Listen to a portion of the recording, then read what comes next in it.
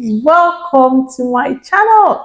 Today we are talking about being happy. As you can see, I am already ecstatic already because you're talking about happiness, so we have to show it, be in the mood of happiness to talk about happiness. So there's so much going around in the world today that happiness has been put on the back burner for some people. People don't think it's important to be happy anymore. People just think that we should just go through life as it is. But being happy is very important. It's even like a health benefit because it improves your health. Smiling, laughing, it's all beneficial for your health. So, what are those things that you could do possibly to help you become more happy by the day?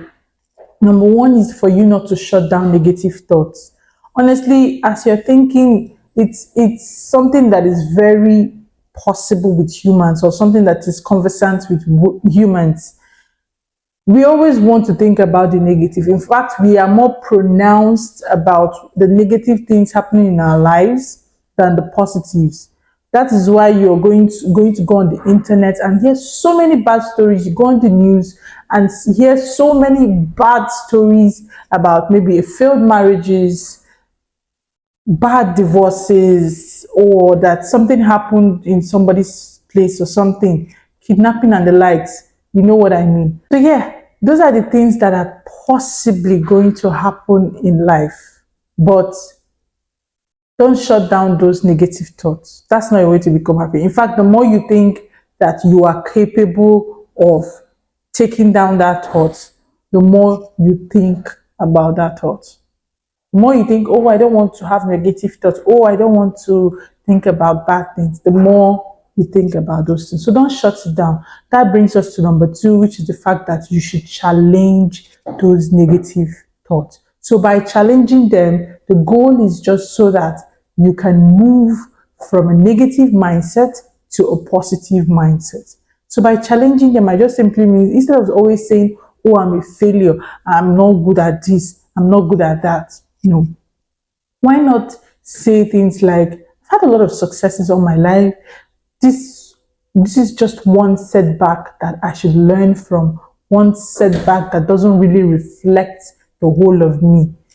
Do you understand? Instead of just saying I am a failure because you failed on something. So yeah, challenge those negative thoughts, not shutting them down. Challenge them.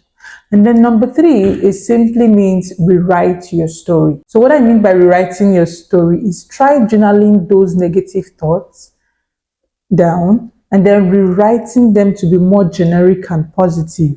So an example is like this. When you write down what you're really thinking, what you're really worrying about, then you rewrite it in a more generic and positive way so that it will help improve your mood. So number one, or an example simply means, like for instance, oh, I'm having so many rejections. I've never been successful with any of my job interviews or job applications, whatever the case may be.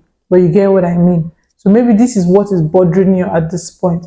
Now, a more positive and generic way of saying it, which is what you should write down, is that rejections happen to people once in a while, at least once in a person's life. People experience rejections once in a person's life.